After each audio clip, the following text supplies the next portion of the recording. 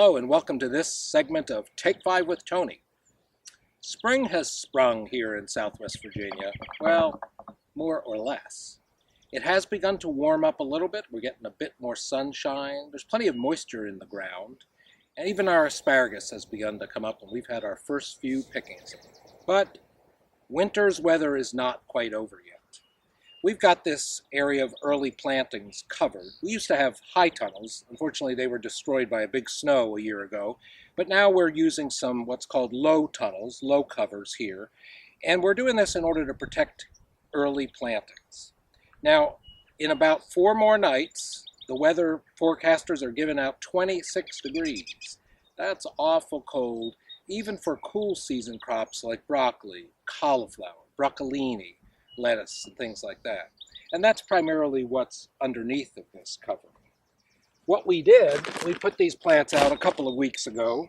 We knew we were taking a bit of a chance, but we also know that our customers at the Abingdon Farmers Market, in restaurants and other places that we serve, well, everybody likes as much diversity of plants and crops as possible. Everybody wants to have a robust selection of things to choose from. And so we have these early broccoli plants in here. They're doing quite well at this point.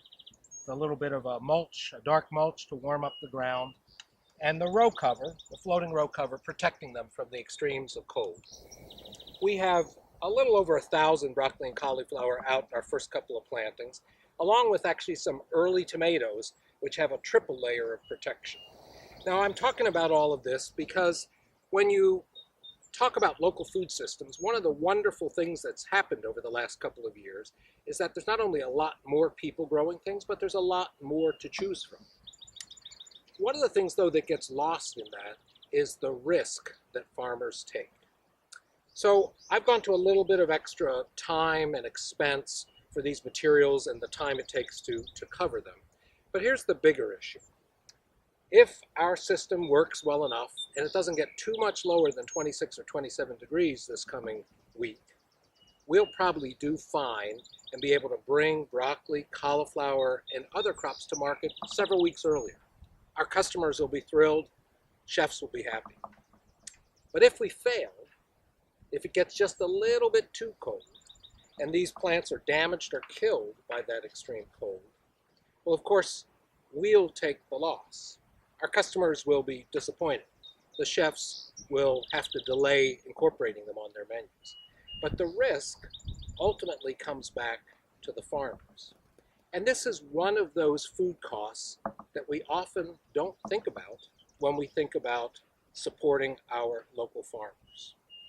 A lot of people are willing to pay a little extra to farmers in order to have robust, nutritious, delicious, and often organic local food.